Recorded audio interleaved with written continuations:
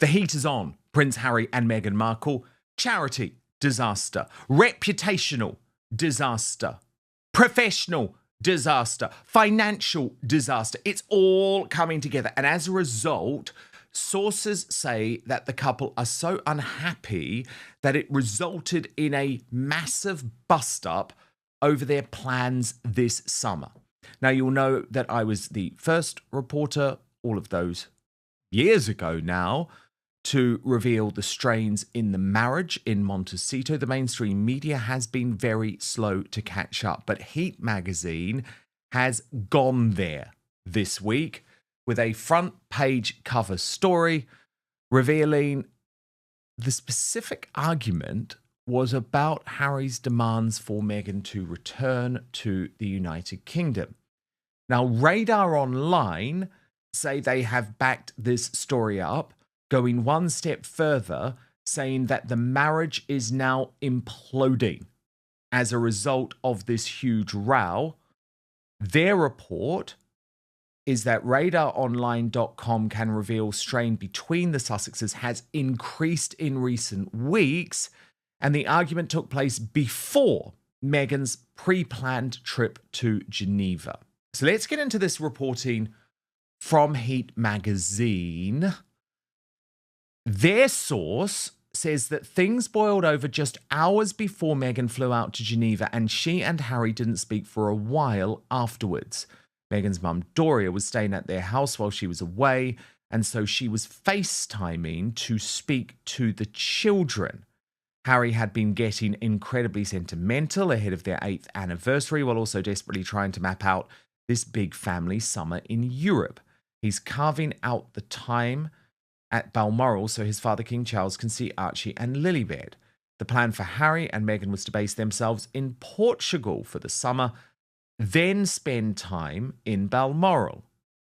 But Meghan has heard that William and Kate have told Harry the Sussexes are not welcome and they refuse to have their family sanctuary disrupted by what they call Hollywood drama. Meghan flipped, and a normal argument turned into a showdown. Tensions are at an all-time high. Now, you'll remember Meghan returned from Geneva and there was a big song and dance made about the couple's wedding anniversary. I think that was part of the Flood the Zone strategy, which was desperately designed to sort of say, nothing happened, it doesn't matter that only 10 people showed up. But at the same time, perhaps it is because she's even trying to convince herself that things were on track in this relationship. The Heat report goes on. Despite the loved up post on Instagram, we're told the couple are at a standoff over their summer. As well as the Balmoral trip, the plan had been for Meghan to join her husband in the UK in July for a one-year countdown event to the 2027 Invictus Games taking place in Birmingham. However, our source says Meghan has now told Harry to go without her. They add Meghan's bust up with Harry was a big one, and she's digging her heels in. She's told Harry to go to the UK without her, as there was no way she would be joining. She doesn't want to put herself or the kids through the drama. And of course, there has been a huge amount of negative tabloid coverage for the Sussexes this week on both sides of the Atlantic, with Star magazine and Page Six reporting on the fact that the couple are effectively going broke and that breadwinner Meghan is starting to panic. So look, P. Diner, we know. P. Diner's with me, by the way. This is Royal YouTube Sensation. Thank you, P. Diner. But we know they have their big arguments, right? Like, Harry even admitted it in Spare, didn't he? That Meghan had basically said, if you ever speak to me like that again, it's over.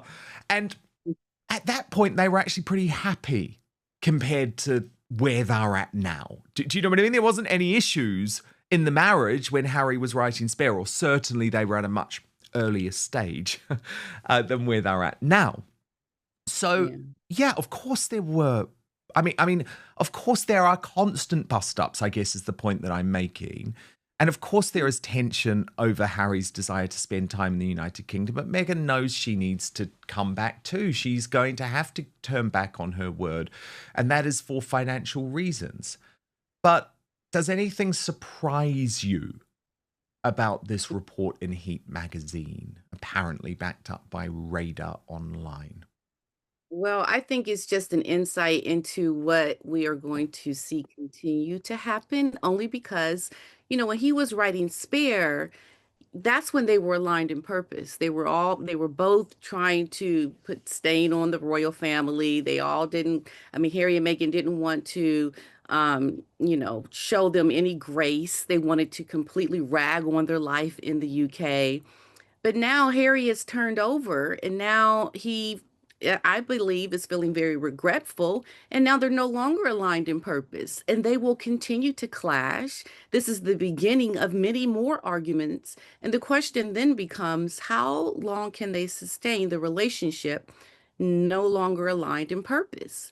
And I don't think very long, because you have to look at the fact that Harry is losing out when it comes to his children knowing anything about him and his future or his life that he had in the UK. Their whole lives is going to be spent in America. And Harry will never be able to have his children experience anything that he experienced, Harry, when he was growing up. This I believe is very hurtful to Harry. He is starting to see now that he is missing out and his children are missing out, and that Meghan is controlling everything. And I feel, is feeling very regretful. He is looking at Meghan as someone that is controlling his life completely, despite how he feels.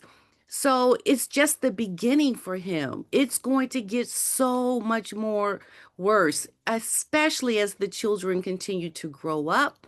They become more knowledgeable around things of their family that they're missing out in the UK. That's going to hurt Harry, knowing that they don't have these experiences, seeing Charlotte and George and all the cousins getting together and learning things about each other, having those childhood memories together. And his children will have who? Nobody. Harry's children will completely be isolated with no real tight bond to that royal image that has made Harry who he is, who he still is today. So I feel that he is going to start being more and more resentful towards Meghan and go against what she says more and more, because that is a strong, strong longing for your own culture, your own life, how you experienced it is going to weigh heavily on him. And he's going to see his children are losing out completely. And he's not going to like it. And he'll go against her. And they'll fight continually. And it's going to be a huge, huge problem.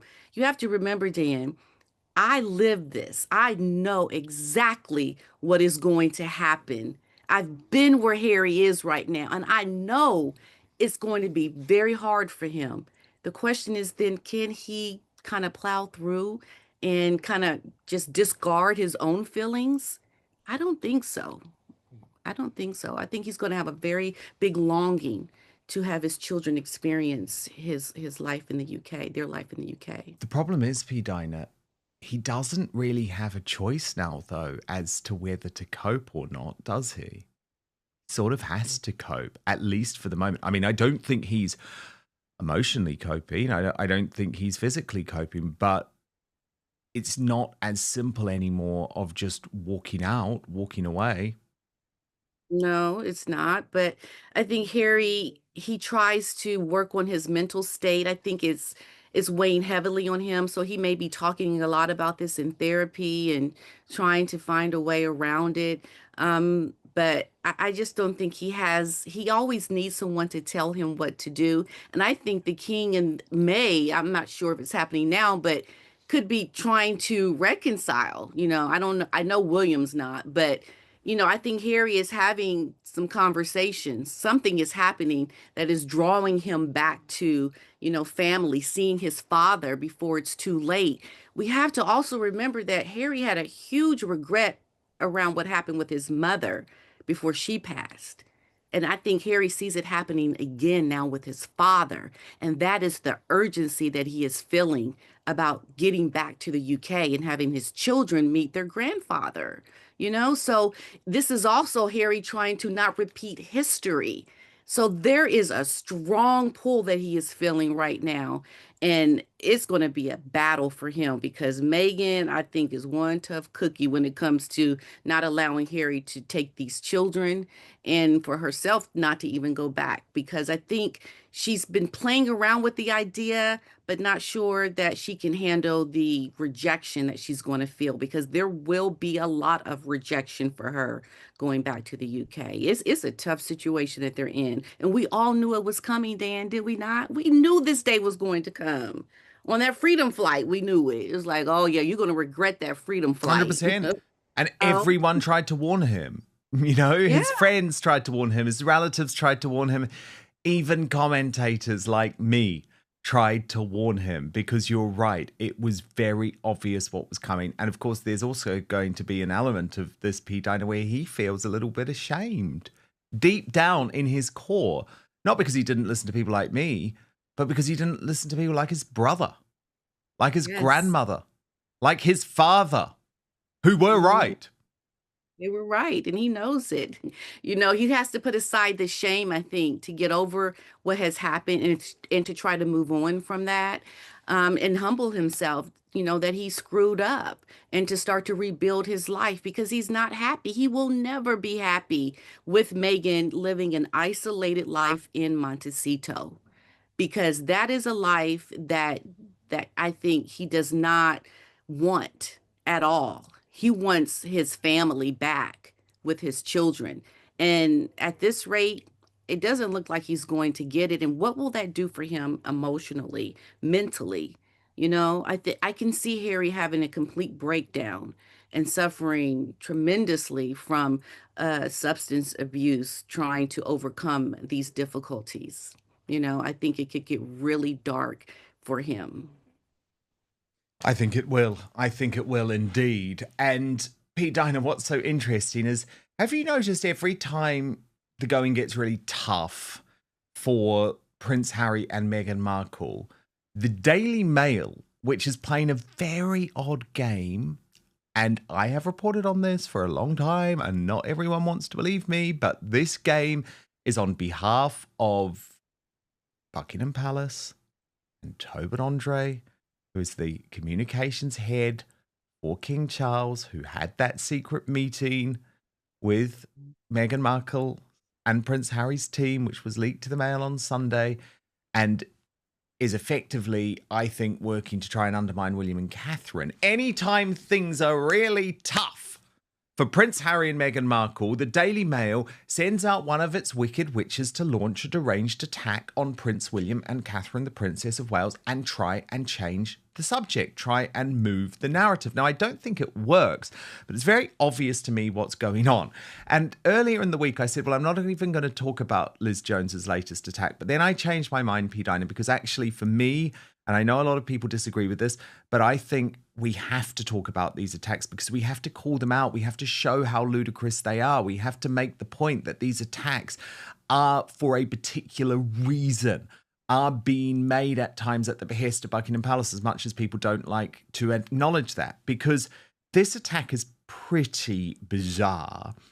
She has said in this headline, and remember the headline's what matters most at the Daily Mail because it's what's seen by millions of people on the front page and it spreads the message. Why I fear Prince William and Kate's, of course they call her Kate, not Catherine, latest worthy causes, in quotes, are a catastrophic mistake.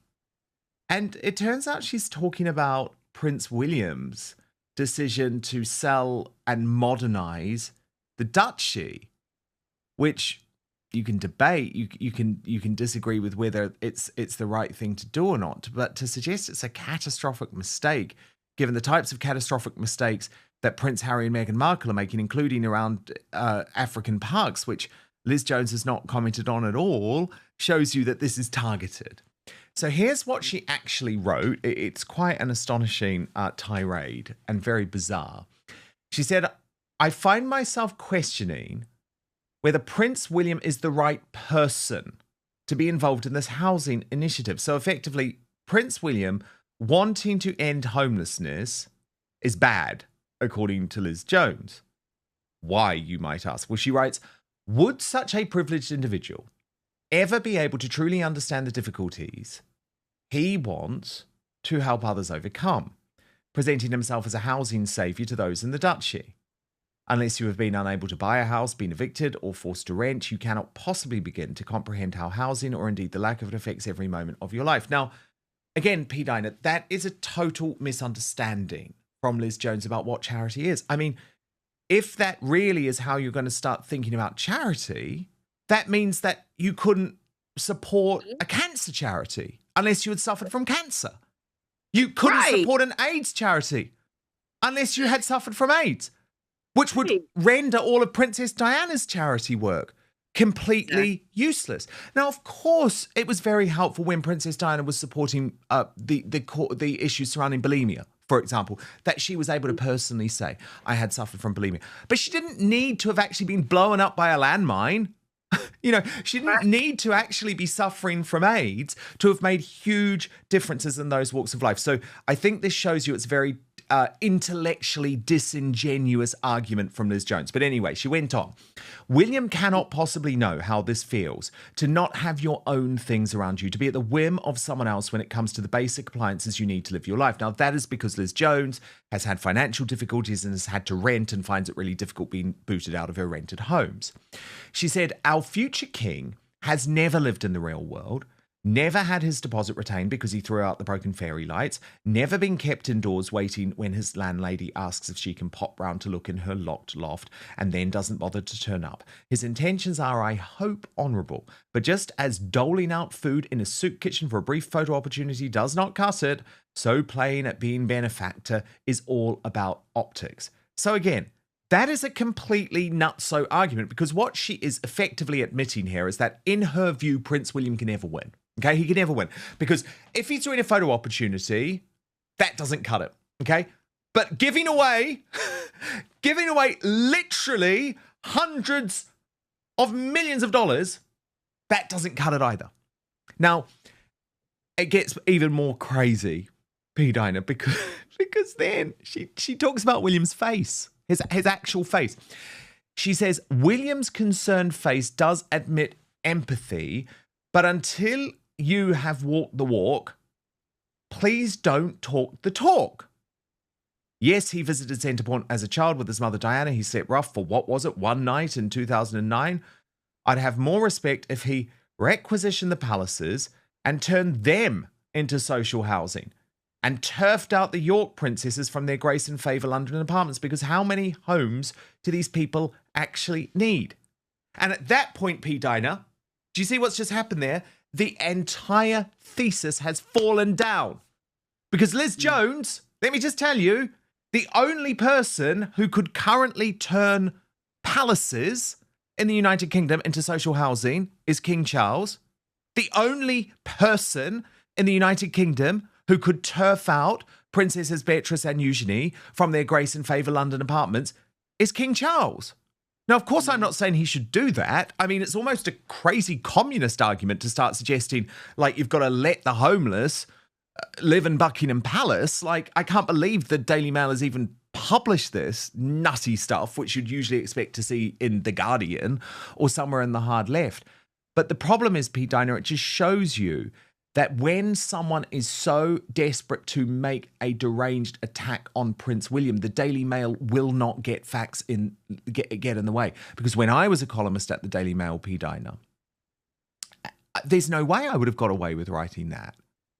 My boss, you know, who was the editor of the website, unfortunately he's departed now, Martin Clark, he was said, Dan, what are you talking about? What are you talking about? Prince William can't turf out the princesses. That's not his job. He's not the king. So Wow. can you understand why I had to pick this apart once I'd read it, P. Diner? I initially just wanted to ignore it, but because it was just so nutty, and it shows to me how deranged these attacks are now becoming, I was like, I've got to talk about this, because it was even included in the Palace confidential newsletter. Like, the people who are meant to be accurately reporting on the British royal family were pushing this nonsense. And I just wish people would start realizing what the Daily Mail is really about. Man, what a stretch, huh? I mean, when I read that initially, I could not believe it. It's like, really, for real? Like that, this is where you're really searching for something because you don't have anything else.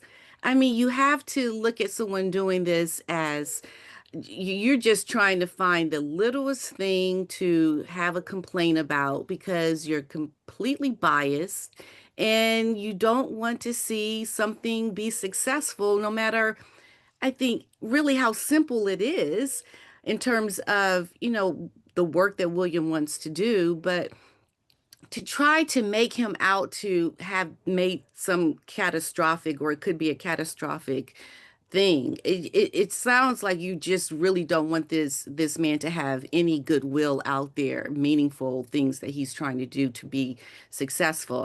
I mean, my goodness, what else can the man do? I mean, he's born into a situation where, he has this life, and thank God he wants to do something that is going to help underserved people, but at the same time, don't make it out where he has to do like what, being a socialist and trying to make it seem like, okay, well, if he has it, all the poor people have to have it. Have them move into the palaces. Like, that is so ridiculous, and, the people that do this, you can clearly see that they are trying to put out a narrative that is negative and doesn't want to see this man really be for the people in a good way. It's laughable, really. It's like I can't even take it seriously, because come on now, you're really reaching here. It's disgusting. Why? I mean, William and his work is so good for people. I don't understand why the always nagging at what William and Catherine are doing and not even calling Catherine by her name. You're just trying to make conflict and problems. And then I almost have to question, your work as a journalist because this doesn't even seem fair, you know. But hey, what can you do really? What can you do, Dan? Well, I know, but the thing is, P. Diner, I do have to keep calling out what the mainstream media are doing here because that's why people shouldn't be trusting them, right? It's why people shouldn't be trusting what they read in the Daily Mail, and it's why they should be coming to independent people like you and like me who can deliver the truth, because it's not just the Daily Mail doing it, Pete Diner. I was super shocked by this. It's also the Daily Express who have now joined the campaign, the Project Thor campaign. Look at this. Prince Harry and Meghan Markle are missed in the UK. They must return as working royals. They must. The pair could have been a powerhouse for the royal family. Now, this is written by one of their senior news reporters. Here she is, Alicia McNamara. So she is on staff at the Daily Express. And trust me, P. Diner, these articles are not published by a newspaper as a coincidence. This is the Daily Express changing its editorial line. Now, again, I thought her article was totally ludicrous. So let me just take you through the lowlights. Okay. She said, for me, Prince Harry and Meghan have a relatability to them. They're not perfect and don't pretend to be. Isn't that just like anyone else? I mean, I would argue they do pretend to be perfect, and that is the problem. And they are lacking any authenticity. She added, Prince Harry, like many families across the UK and the world, has famously struggled with family troubles and quarrels. Most of us are lucky enough not to have this plastered all over the news. Meghan Markle wasn't raised a royal. She lived a life away from the limelight before becoming an actress and joining the royal family. Prince Harry and Meghan Markle must be reveling in their decision to step away from the royals, with even more scandals hitting the family since their departure. Andrew has come off much worse than the pair ever could, with public uproar through the roof. Meanwhile, Harry, who has 2 young children, can barely get any security, and it doesn't seem that he's welcome back in the UK anytime soon, sadly. Surely, compared to Andrew, anything with Prince Harry and Meghan is water under the bridge by now. So please, let's send Andrew to America and have Prince Harry and Meghan back. Now, the thing that I found most nuts about this P. Diner was her claim that Harry and Meghan are just so happy that they stepped away.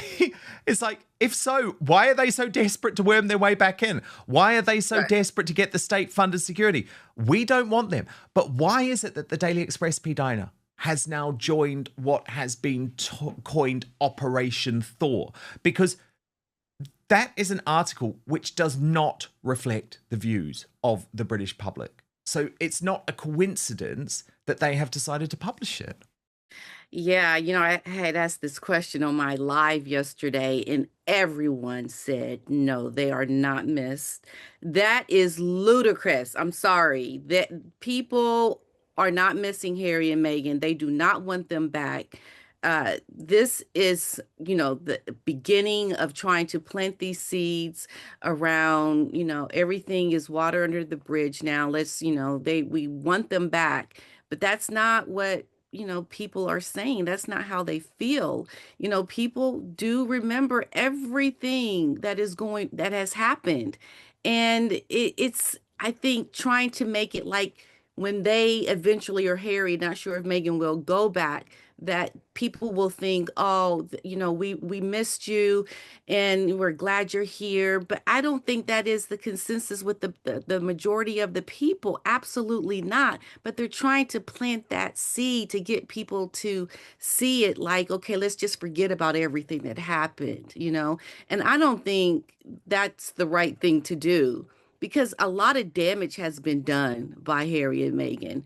And I don't think that the British people, have forgotten what has happened, and they are not missed.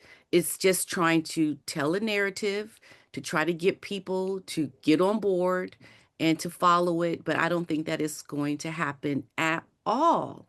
It is unbelievable that you could even suggest that. It's an insult to the people because they have been the one who had their names disdained by this couple that think the racist claims. What Harry has done, to his brother, to the institution. It's almost an insult to the public. I mean, I look at the things that I've talked about on my channel. I don't know if you've seen it, but I did do a song about this. Do you remember what has Yes. happened? We're not going to forget, and I'm surely not going to forget.